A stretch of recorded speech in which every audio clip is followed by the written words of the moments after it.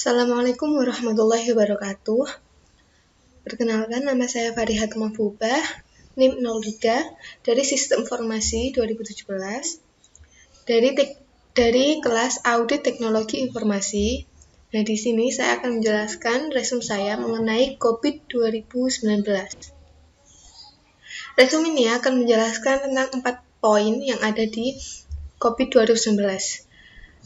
Yaitu modul 1 COVID 2019 mengenai framework and methodology, yang kedua capability maturity level assessment, yang ketiga design guide, yang keempat implementation guide. Nah, yang pertama ini akan menjelaskan mengenai modul 1 COVID 2019 framework and methodology. Sebelum melanjutkan ke slide berikutnya, di sini akan dijelaskan apa itu COVID, tata kelola, dan COVID 2019. COVID merupakan framework tata kelola TI yang dikeluarkan oleh Association ISAKA. Framework COVID banyak digunakan untuk perusahaan di Indonesia. Apa itu governance? Governance adalah sistem di mana semua entitas dapat diarahkan dan dikendalikan untuk mencapai tujuan tertentu. Apa itu COVID 2019? COVID 2019 adalah framework yang dikeluarkan oleh ISAKA dan merupakan perbaikan dari versi COVID sebelumnya, yaitu COVID 5. Teknologi informasi adalah sumber daya perusahaan yang harus dikelola dengan baik. Sumber daya yang lain seperti sumber daya pegawai dan sebagainya. Komponen pada COVID 2019 merupakan salah satu perubahan atau penyesuaian dari versi sebelumnya. Pada COVID 5, istilah komponen disebut dengan enabler, sedangkan istilah faktor desain merupakan hal yang baru disampaikan pada framework COVID 2019.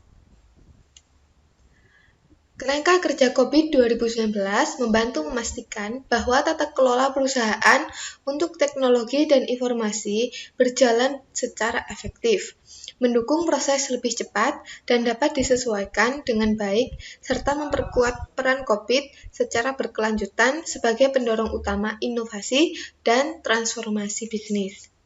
Fokus utama pengelolaan sumber daya COVID 2019 ada pada teknologi dan informasi.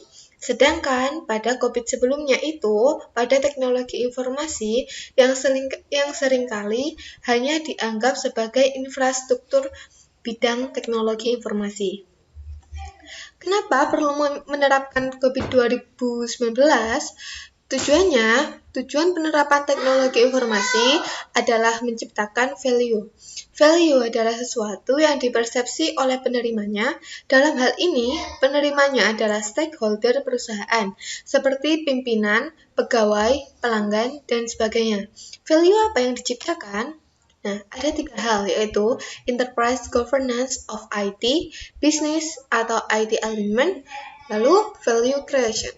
Yang pertama, relasi manfaat IT berupa upaya untuk menciptakan value bagi perusahaan melalui informasi dan teknologi, mempertahankan dan meningkatkan value yang berasal dari investasi informasi dan teknologi yang ada dan menghapus inisiatif dan aset TI yang tidak menciptakan value yang memadai. Prinsip dasar value informasi dan teknologi adalah penyampaian layanan dan solusi yang sesuai tujuan tepat waktu, sesuai anggaran yang menghasilkan manfaat finansial dan non-finansial yang diharapkan. Value yang diberikan TI harus diselaraskan langsung dengan value yang menjadi fokus bisnis. Value teknologi informasi juga harus diukur dengan cara yang menunjukkan dampak dan kontribusi investasi teknologi informasi dalam proses penciptaan value perusahaan. Yang kedua, optimalisasi risiko berupa upaya penanganan risiko bisnis yang terkait dengan penggunaan kepemilikan, operasi, keterlibatan, pengaruh dan adopsi teknologi informasi dalam perusahaan. Risiko bisnis terkait dengan teknologi informasi terdiri dari berbagai macam peristiwa terkait teknologi informasi yang berpotensi berdampak pada bisnis. Manajemen risiko TI harus diintegrasikan dalam manajemen risiko perusahaan untuk memastikan fokus pada teknologi informasi oleh perusahaan. Ini juga harus diukur dengan cara yang menunjukkan dampak dan kontribusi dari pengoptimalan risiko bisnis terkait TI untuk menjaga value yang diberikan. Yang ketiga yaitu optimalisasi berupa sumber daya TI. Upaya memastikan bahwa kapabilitas yang tepat tersedia untuk melaksanakan rencana strategis dan sumber daya yang memadai, tepat, dan efektif. Optimalisasi sumber daya memastikan bahwa infrastruktur TI tersedia secara terintegrasi dan ekonomis. Teknologi baru diperkenalkan sesuai kebutuhan bisnis dan sistem lama atau obsolete akan diperbarui atau diganti. Sumber daya penting adalah data dan informasi, dan mengeksploitasi data dan informasi untuk mendapatkan nilai optimal adalah elemen kunci lain dari optimasi sumber daya. COVID Overview. Logika berpikir COVID 2019 adalah seperti gambar yang ada di sini. Nah, di sini slide selanjutnya akan menjelaskan mengenai gambar logika berpikir COVID 2019. Nah, sekumpulan proses pada COVID 2019 disebut COVID Core. Nah, di sini merupakan proses COVID Core atau COVID Core yang memiliki 5 domain. Ini domain yang pertama, domain yang kedua, domain yang ketiga, domain yang keempat, dan ini domain yang kelima. Dan di sini adalah faktor-faktor yang mempengaruhi. Nah, ini COVID Core ini terdiri dari 5 domain dan 40 buah proses tata kelola. Nah, ini merupakan proses tata kelola. 1, 2, 3, 4, 5, dan sampai 40. Nah, proses yang ada di dalam semua domain ini merupakan proses tata kelola COVID 2019. COVID Core merupakan perbaikan dari versi COVID sebelumnya. Pada COVID Core ini mendapat masukan dari COVID 5, berbagai macam standar peraturan kerja dan peraturan lain, serta kontribusi dari komunitas IT atau teknologi informasi. COVID Core akan dimanfaatkan oleh perusahaan sebagai panduan dalam proses penerapannya. Tetapi, untuk menerapkan COVID Core ini, kita harus membuat perancangannya terlebih dahulu dengan memperhatikan faktor-faktor yang ada. Nah, di sini merupakan faktor-faktor yang ada pada COVID 2019. Ada 6 faktor yang disarankan dalam COVID 2019 untuk diperhatikan, yaitu yang pertama, strategi perusahaan, lalu enterprise goals, lalu ukuran perusahaan yang menyatakan berapa banyak jumlah pegawai, omset perusahaan, dan sebagainya, lalu role of IT, sourcing model for IT, compliance requirement atau yang menyatakan hukum, aturan pemerintah, aturan perusahaan, apa saja yang harus dipatuhi. Keenam faktor ini harus dinilai terlebih dahulu dan berdasarkan hasil penelitian tersebut yang diharapkan kita bisa mendapatkan karakteristik utama perusahaan untuk didukung oleh IT. Karena tidak mungkin kita menerapkan seluruh proses tata kelola secara sekaligus, maka COVID 2019 menyarankan agar kita fokus pada area tertentu. Misal, perusahaan kita merupakan perusahaan kecil dan menengah atau SME. Tentunya akan membutuhkan dukungan teknologi informasi yang berbeda dengan perusahaan besar, atau kita hanya fokus pada masalah security, risiko teknologi informasi, pengembangan perangkat lunak, atau yang lainnya. Desain faktor inilah yang nantinya akan diimplementasikan dalam perusahaan. COVID 2019 mendefinisikan 7 buah komponen, yaitu yang meliputi komponen proses, struktur organisasi, kebijakan dan prosedur, aliran informasi, budaya dan perilaku, keterampilan, dan infrastruktur. Pada COVID-5 dijelaskan tentang enabler, tapi hanya menjelaskan enabler tentang proses. COVID mengelompokkan komponen-komponen tata kelola yang relevan ke dalam tujuan tata kelola dan manajemen. COVID 2019 juga menetapkan tingkat kemampuan, artinya kondisi to be dari proses tata kelola tersebut sudah ditetapkan oleh COVID 2019. Dampaknya, jika kita diminta menilai tingkat kematangan sebuah proses menggunakan COVID 2019, kita tinggal menilai apakah proses tersebut sudah mencapai tingkat kematangan yang telah ditetapkan COVID 2019 atau belum. COVID juga menetapkan faktor desain yang harus diperhatikan saat mengimplementasikan COVID 2019. COVID 2019 dikembangkan berdasarkan dua prinsip, yaitu yang pertama, berhubungan dengan persyaratan utama sistem tata kelola TI perusahaan. Yang kedua, kerangka kerja tata kelola untuk membangun governance perusahaan. Ada 6 prinsip sistem tata kelola COVID 2019 atau yang biasa disebut dengan Governance System Principles. Yang pertama yaitu ada Provide Stakeholder Value, yang kedua Holistic Approach, yang ketiga Dynamic Governance System, yang keempat Governance Distinct from Management, yang kelima Tailored to Enterprise Needs, yang keenam End-to-End Governance System. Penjelasan 6 prinsip sistem tata kelola COVID 2019. Yang pertama, setiap perusahaan membutuhkan sistem tata kelola untuk memenuhi kebutuhan pemangku kepentingan atau kebutuhan stakeholder dan untuk menghasilkan value dari penggunaan IT. Value mencerminkan keseimbangan antara manfaat, resiko, dan sumber daya, serta perusahaan memerlukan strategi dan sistem tata kelola yang dapat ditindaklanjuti untuk mewujudkan value. Yang kedua, sistem tata kelola perusahaan untuk informasi dan teknologi dibangun dari sejumlah komponen dari berbagai jenis yang bekerja bersama secara holistik. Holistik ini maksudnya secara satu kesatuan utuh atau menyeluruh. Yang ketiga, sistem tata kelola harus bersifat dinamis. Berarti setiap kali satu atau lebih faktor desain diubah, misal adanya perubahan strategi atau perubahan teknologi, maka dampak perubahan ini pada sistem tata kelola perusahaan harus dipertimbangkan. Yang keempat, sistem tata kelola harus secara jelas mampu membedakan antara tata kelola dan manajemen. Yang kelima, sistem tata kelola harus disesuaikan dengan kebutuhan perusahaan, menggunakan serangkaian faktor desain sebagai parameter untuk menyesuaikan dan memprioritaskan komponen sistem tata kelola.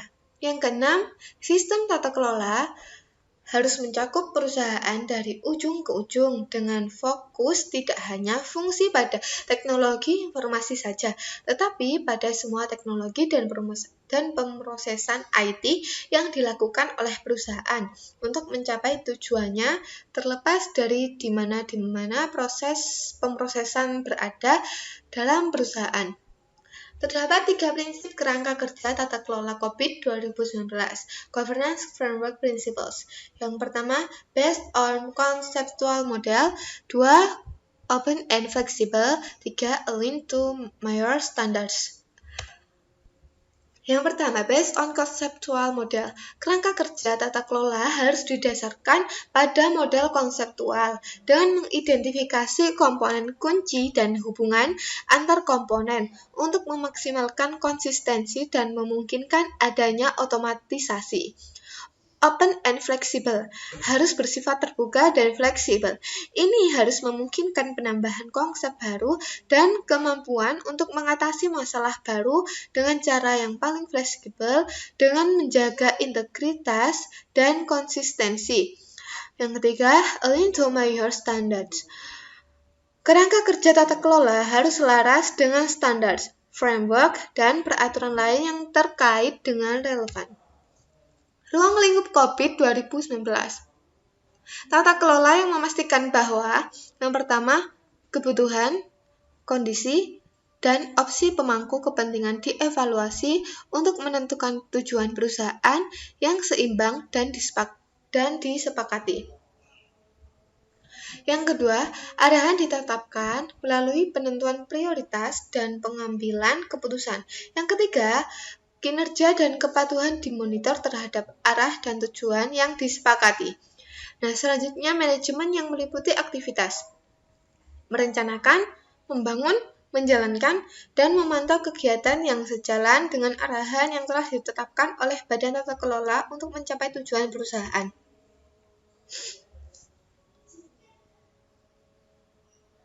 Secara sederhana, domain dalam COVID 2019 dibedakan atas dua hal seperti yang dijelaskan pada gambar berikut. Nah, domain yang berorientasi pada proses yang harus dijalankan oleh Dewan Direksi.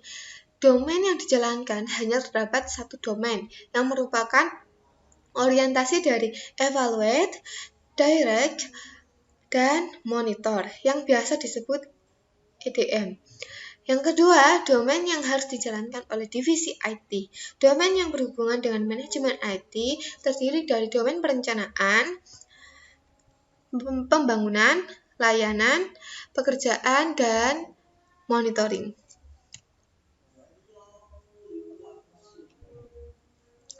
Secara ringkas, tujuan tata kelola dan tujuan manajemen dapat dilihat pada gambar berikut. Nah, tujuan tata kelola yaitu melakukan evaluasi atas pilihan-pilihan strategis yang diusulkan oleh divisi IT. Kemudian memberikan arahan atas pilihan tersebut dan selanjutnya akan melakukan monitoring strategi pencapaiannya. Tujuan manajemen dibedakan atas 4 hal. Nah, 4 hal ini yaitu berupa align, plan, and organize atau yang bisa disebut dengan ABO. Yang kedua, PAI atau build, acquire, and implement. Yang ketiga, DSS, deliver, service, and support. Yang keempat, MEA atau monitor, evaluate, and assess.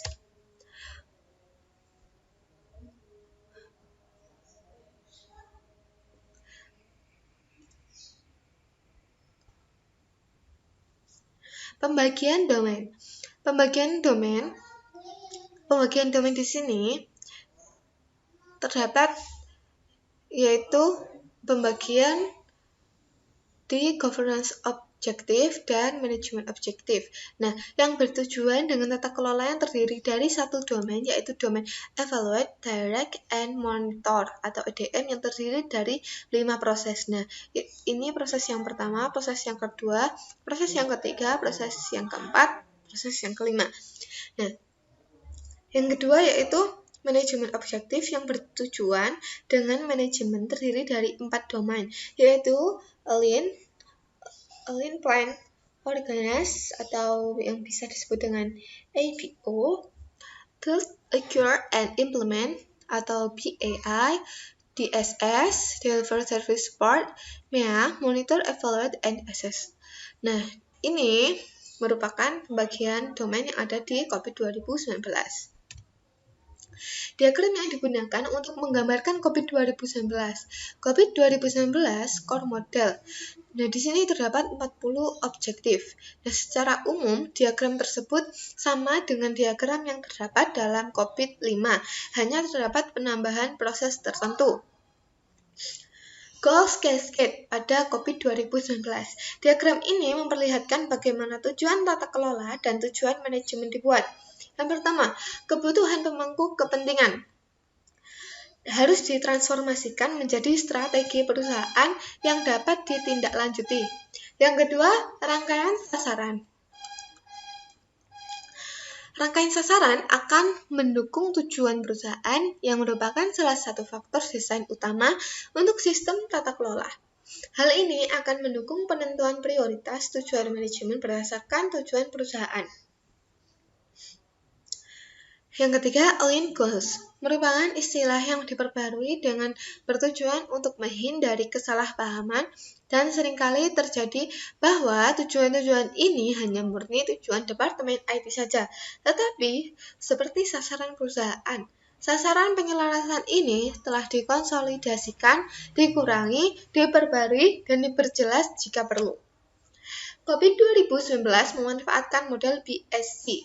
atau yang biasa disebut dengan Balanced Scorecard.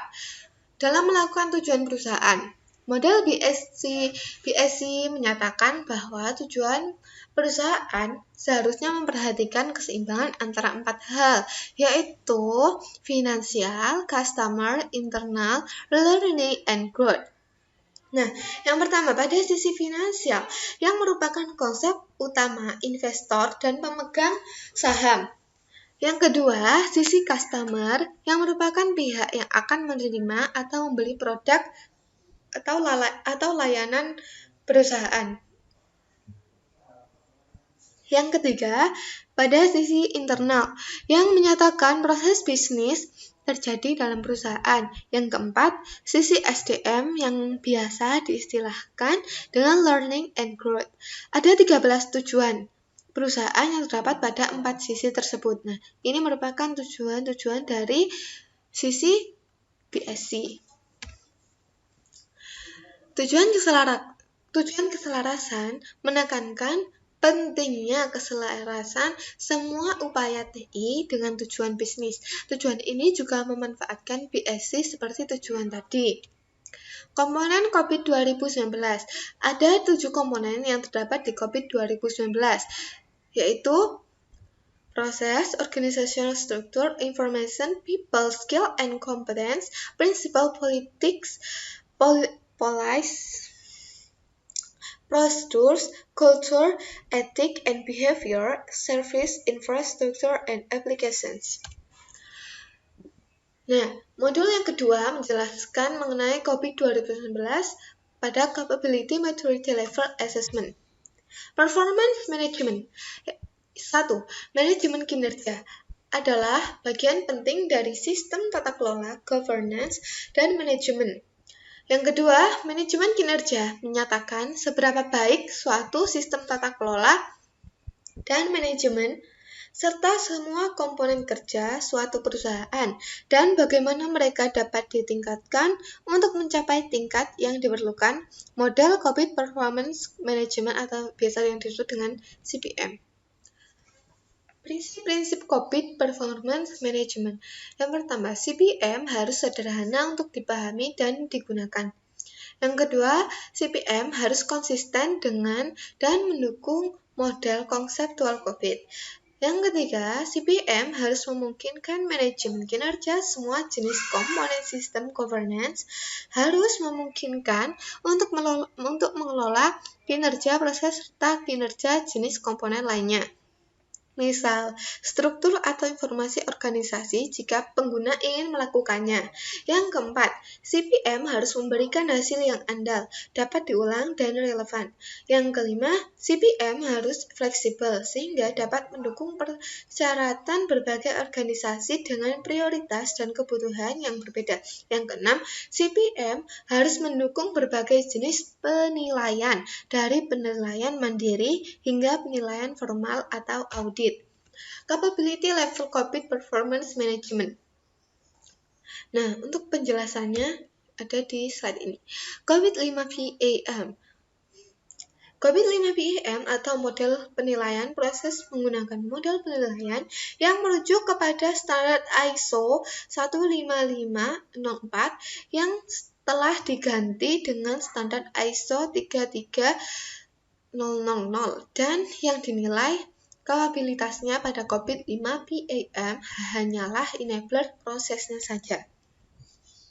Proses adalah serangkaian aktivitas yang dilakukan oleh orang dan juga teknologi yang akan mentransformasikan informasi material dan energi menjadi hasil yang spesifik atau hasil tertentu.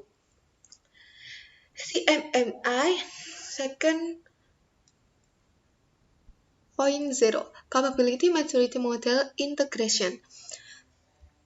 Pada CMMI 2.0 terdapat dua jenis penilaian dengan menggunakan istilah yang berbeda, yaitu maturity dan capability. Capability berhubungan dengan area spesifik dan dalam CMMI disebut sebagai proses area. Sedangkan maturity merujuk kepada satu set atau sekumpulan kemampuan pada proses area. Kumpulan ini disebut sebagai sebuah practice area. COVID 2019 mengadopsi CMMI 2.0 dalam penilaian sebuah proses akan terdiri dari capability dan maturity. Komponen proses akan memiliki capability tertentu dan komponen yang lain juga akan memiliki capability tertentu. Untuk sekumpulan kemampuan pada proses area tertentu, maka akan dianggap memiliki maturity level tertentu, yang artinya maturity level memiliki nilai jika capability untuk proses dan capability untuk komponen lainnya berhasil ditemukan. Komponen tata kelola. Yang pertama, pada setiap komponen memiliki kapabilitas masing-masing. Yang kedua, setiap tujuan tata kelola atau tujuan manajemen akan memiliki 7 nilai capability. Yang ketiga, setiap tujuan tata kelola atau tujuan manajemen akan memiliki 1 nilai maturity. Nah, pada selanjutnya yaitu modul 3 COVID 2019 mengenai desain guide.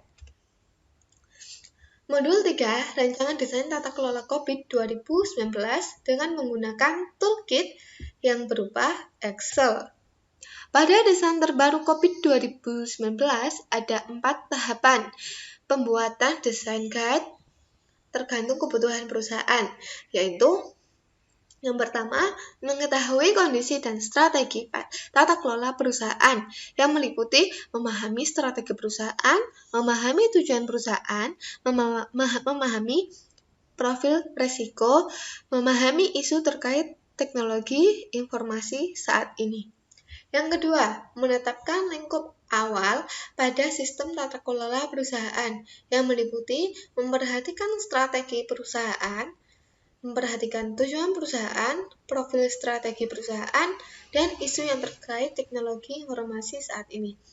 Nah, untuk selanjutnya, yang ketiga, melakukan perbaikan atas lingkup awal sistem tata kelola yang meliputi memperhatikan landscape ancaman, keharusan kepatuhan, peran teknologi informasi bagi perusahaan, model sumber teknologi informasi, metode implementasi teknologi informasi, strategi adopsi teknologi informasi, dan ukuran perusahaan.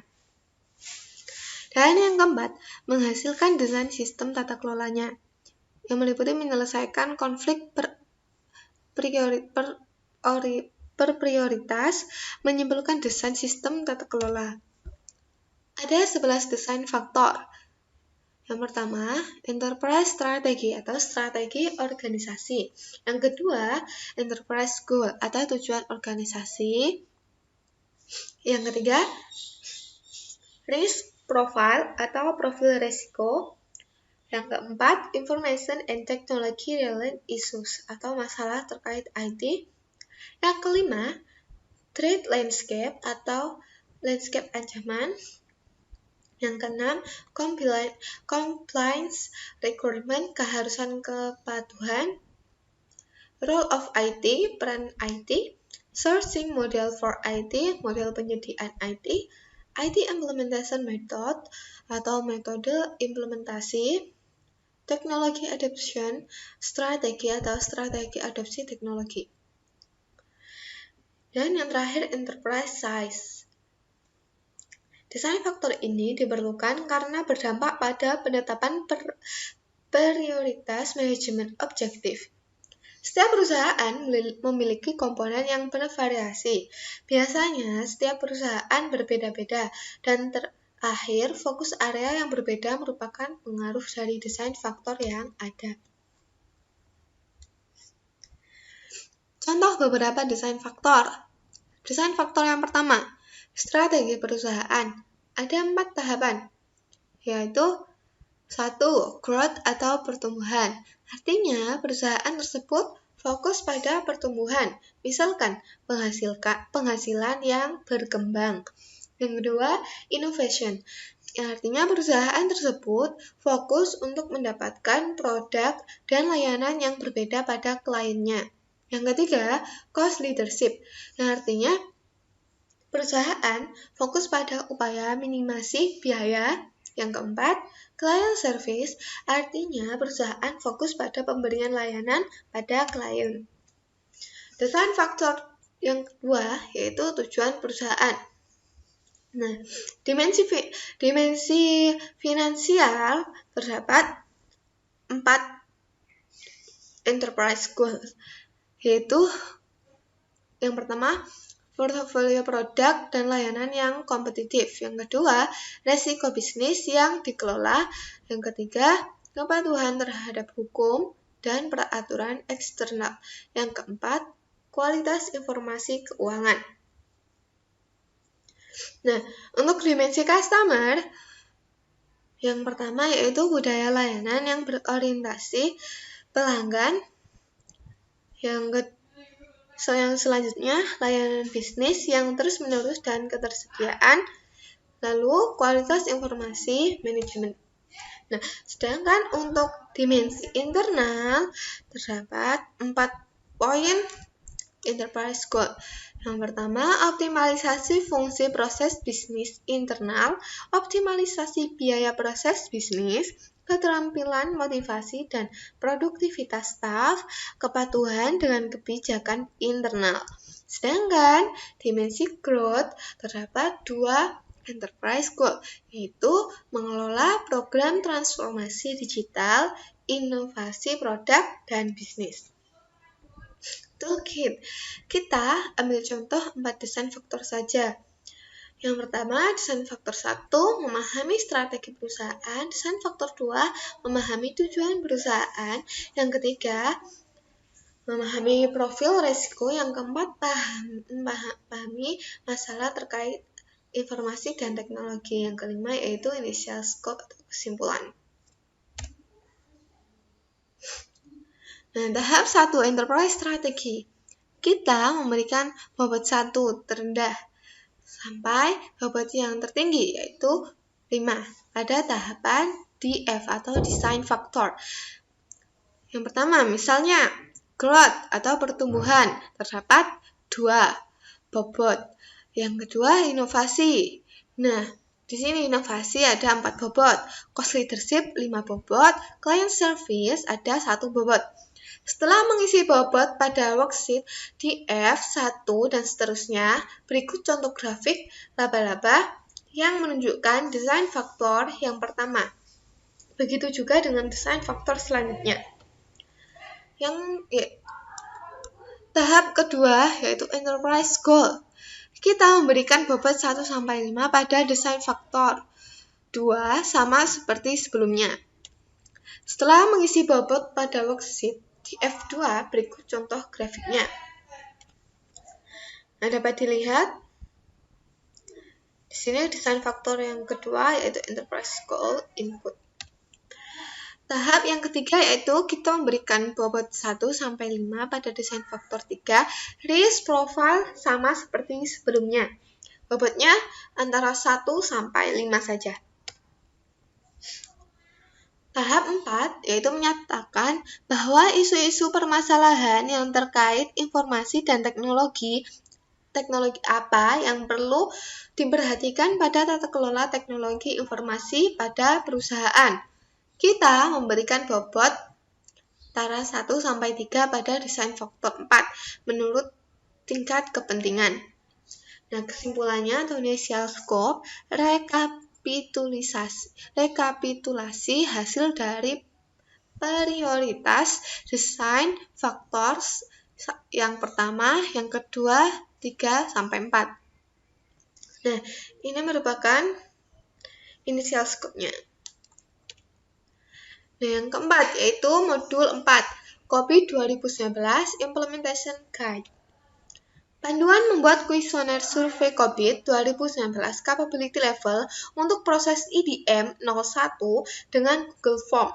Google Form dipilih karena dapat disebarkan secara online dan diisi oleh responden yang ada di mana saja. Google Form adalah aplikasi untuk membuat form berbasis web dan dikumpulkan secara online, disimpan dalam bentuk spreadsheet untuk pengumpulan data.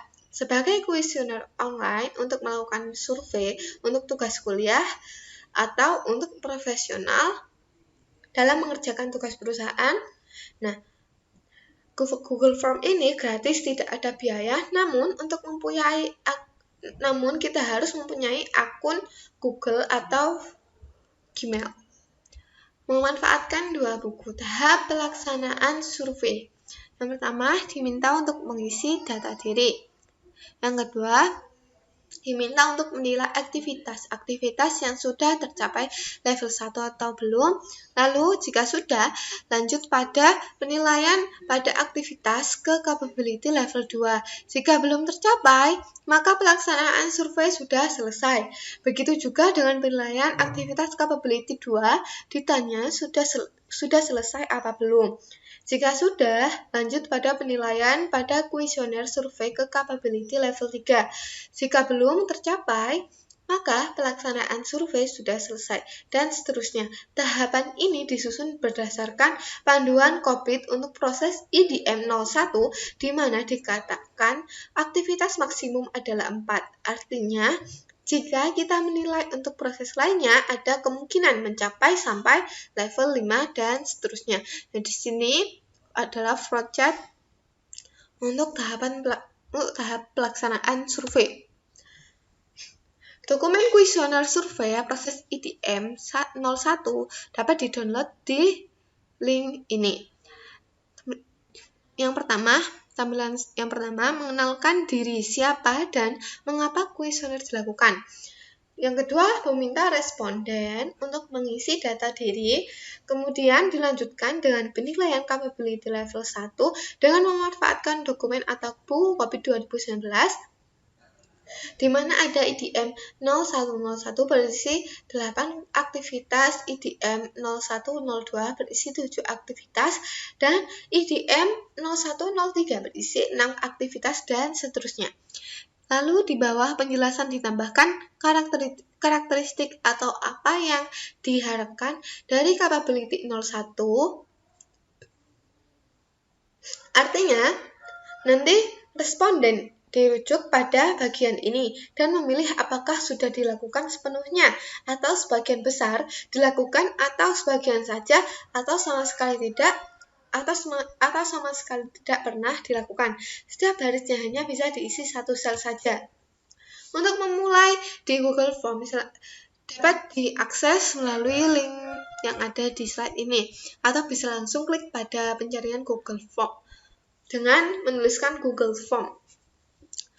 Pada halaman ini, pilih personal untuk mulai membuat formulir baru. Lalu diarahkan pada halaman berikutnya, pilih tanda plus atau baru, perubahan formulir atau sebuah formulir baru. Membuat formulir baru di sini ada beberapa hal yang harus diperhatikan agar dapat membuat formulir sendiri atau dimodifikasi. Setting untuk siapa responden yang nanti mengisi. Ketik judul di bawah judul, tuliskan penjelasannya. Lalu, tuliskan uraian pertanyaan. Kemudian, pertanyaan ini bentuknya apa? Nanti, pilih jawaban sesuai dengan bentuk pertanyaan tadi. Setelah satu pertanyaan selesai, tentukan apakah pertanyaan ini wajib atau tidak diisi. Kita tekan tombol 3 untuk mengaturnya. Tombolnya untuk merubah warna, untuk melihat kuesioner yang sudah kita buat, untuk setting, untuk mengirim, menu Google Form yang lainnya. Tombol kumpulan sebelah kanan. Nah, terdapat tanda plus untuk menambah pertanyaan kuesioner berikutnya, lalu jika akan mengambil atau mengimport pertanyaan dari formulir lain yang sudah dibuat, menambahkan judul dan deskripsi, atau bisa dari section yang dari kita buat atau yang lainnya. Menyisipkan gambar atau video pada pertanyaan, menambahkan section. Memulai membuat kuesioner survei capability level dapat diakses pada link ini. Pastikan saat membuat pertanyaan kita pada menu question. Kemudian, jika ingin merubah gambar, klik saja pada pojok atas. Atur sectionnya, karena ini 6 jadi 1-6. Tulis judul formulir question, lalu dijelaskan penambahan deskripsi secara singkat. Tambahkan uraian pengantar survei dengan menekan tombol sebelah kanan. Menambahkan session untuk data diri responden. Mendapatkan data responden, tambahkan pertanyaan terkait identitas responden, nama, email, dan lain-lain sesuai kebutuhan. Untuk yang pertanyaan, sesuaikan dengan tipe pertanyaannya dengan mengatur pada titik tiganya. Membuat bagian ketiga capability level 1 dilihat dari data buku yang tadi. Yang pertama, menuliskan judul deskripsi pada session. Yang kedua, berikan deskripsi di copy, lalu tipenya multiple choice, lalu menuliskan IDM 0101, tata kelola, lalu tuliskan pertanyaan-pertanyaannya, sedangkan jawabannya pada bagian ini. Lalu pertanyaan pada bagian tersebut. Pertanyaan sebelah kiri dan sebelah kanan adalah jawaban. Kemudian deskripsi atau uraian bisa menekan titik 3. Kita juga bisa mengecek pertanyaan, tapi untuk melakukan survei tidak disarankan untuk melakukan hal tersebut. Yang 8, melakukan pengisian pertanyaan dan jawaban, serta mengatur mana pertanyaan yang wajib diisi dan tidak. Lalu pada diagram alir terdapat pertanyaan, jika capability nomor 1 tidak tercapai, langsung ke pertanyaan terakhir. Jika tercapai, lanjut lagi. Cara ini menggunakan tipe pertanyaannya adalah multiple choice atau setuju atau tidak.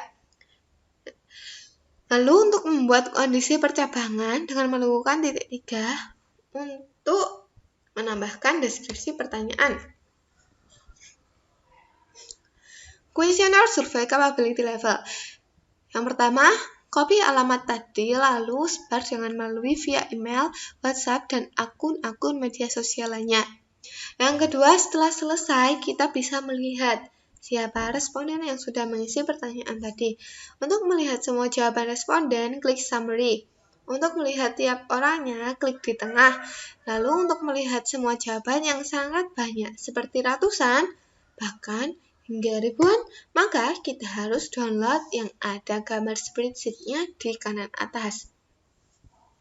Terdapat fasilitas memperhatikan hasil dengan menampilkan diagram. Grafik dibuat sesuai dengan banyaknya responden. Yang ke-8, jika banyak lebih baik, download Excel saja. Maka tampilannya akan berbeda lagi sesuai kolom pertanyaan yang telah dibuat. Masing-masing pertanyaan semuanya ada. Selanjutnya kita mengelolanya. Lalu data di dalamnya bersifat real time atau otomatis. Jika ada jawaban terbaru, maka akan otomatis ada. Nah, sekian presentasi resume COVID 2019 dari saya. Apabila ada salah kata maupun perbuatan, mohon dimaafkan. Saya Farihat Mufubah dari kelas Audit Teknologi Informasi mengucapkan terima kasih. Wassalamualaikum warahmatullahi wabarakatuh.